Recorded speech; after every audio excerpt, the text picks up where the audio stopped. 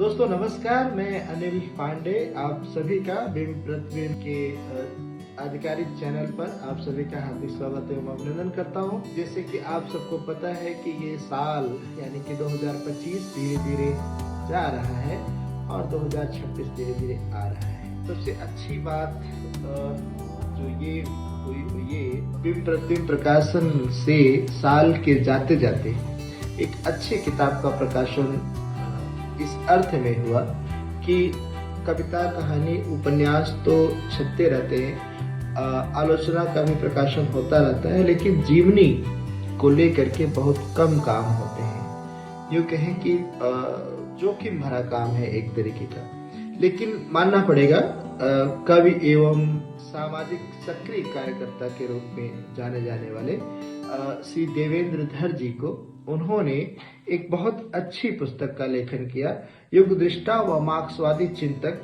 कामेश्वर पंडित। ये देखिए, ये पुस्तक कामेश्वर पंडित जी हैं, उन पर लिखित है, और उसके बाद ये देवेंद्र धर जी हैं। आप सच्ची मुठभेड़ चैनल भी चलाते हैं और इसके साथ साथ हिमाचल प्रदेश प्रगतिशील लेखक संघ के कारवां को आगे ले चलने में एक महत्वपूर्ण भूमिका निभा रहे हैं। तो कहना यह था कि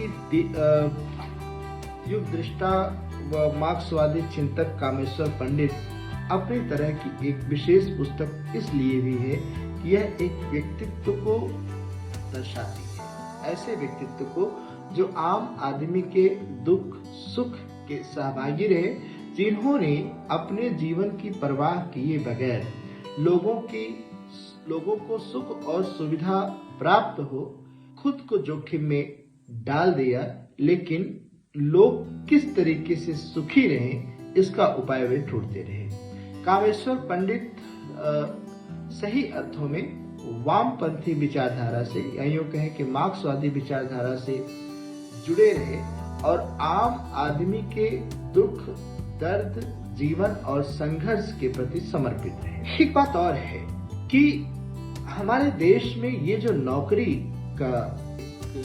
का जो सिस्टम लोगों को दिया गया, या नौकरी प्राप्त करने के लिए जो संघर्ष करना सिखाया गया और उस संघर्ष के दरमियान जो समझौता करना सिखाया गया, इस कुप्रवृत्ति से, इसको हम कुप्रवृत्ति ही कहेंगे, इस कुप्रवृत्ति से बहुत कम लोग मुक्त हो पाए हैं। जो मुक्त हुए हैं वे बड़ा काम किए, और वास्तविकता माना जाए तो मनुष्य के लिए नौकरी जैसा कोई विधान तो नहीं था, क्योंकि मनुष्य ही अगर बधी बधाई लीक पर चलने लगेगा तो फिर निर्माण का स्वप्न कौन देगा, और उस प्रक्रिया को आसान बनाते हुए एक नवीन जीवन दृष्टि और चिंतन प्रक्रिया को जन्म कौन देगा।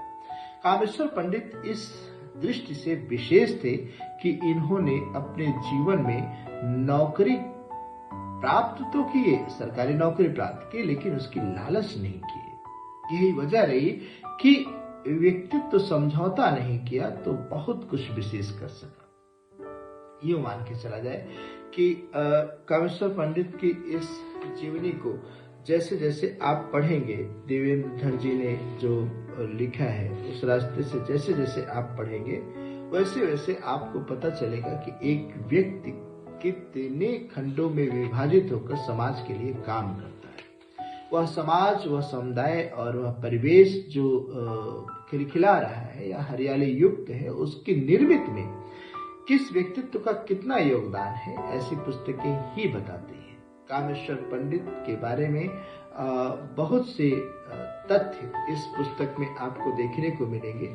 शुरू में मैं मानता था कि इसमें कुछ चीजें झूठी हो सकती हैं, लेकिन सोलन में इसके लोकार्पण के दौरान वहां उपस्थित अन्य लोगों ने भी जिस तरीके से ये बताया कि हम उनकी परंपरा से जुड़कर कार्य कर रहे हैं, हम उनकी जो जीवन दृष्टि दी उन्होंने, या जो दृष्टि दिए या जो विचार दिए, उसको लेकर के हम आगे बढ़ रहे हैं, उस पर हम काम कर रहे हैं। जब ऐसा सुना तो वाकई ये विश्वास हुआ कि ऐसे व्यक्तित्व बिरले होते हैं, जो हैं उनके साहित्य को, उनके विचारों को लोगों तक पहुंचाने का काम हमको करना चाहिए। हमें कोशिश करनी चाहिए कि ऐसे व्यक्तित्व पर लिखे, पढ़ें और लोगों को भी लिखने, पढ़ने और सोचने के लिए विवश करें।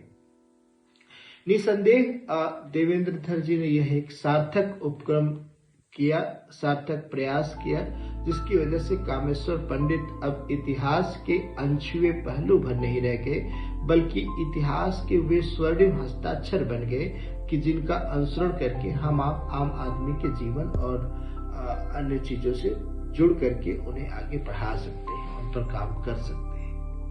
तो ऐसे ही बहुत से अन्य रचनाकार भी होंगे जिन्होंने अच्छा काम किया है। अन्य व्यक्तित्व ऐसे होंगे जिन्होंने समाज को बढ़ाने के लिए बहुत कुछ विशेष किया है। तो जरूरी है कि हम आप उनको खोजें और उन पर लिखें और लोगों के बीच उसको पहुंचाएं। बिंब प्रतिबिंब प्रकाशन से यह पुस्तक प्रकाशित हुई, इसलिए भी देवेंद्र धर जी का बहुत आभार। तो आइए इस पुस्तक को पढ़ते हैं। आप प्राप्ति के लिए प्रकाशन से संपर्क कर सकते हैं। बिंब प्रतिबिंब प्रकाशन, फगवाड़ा, पंजाब और नवीन साहतरा के कार्यालय से प्रकाशित हुआ है। इसका दाम 210 रुपए है।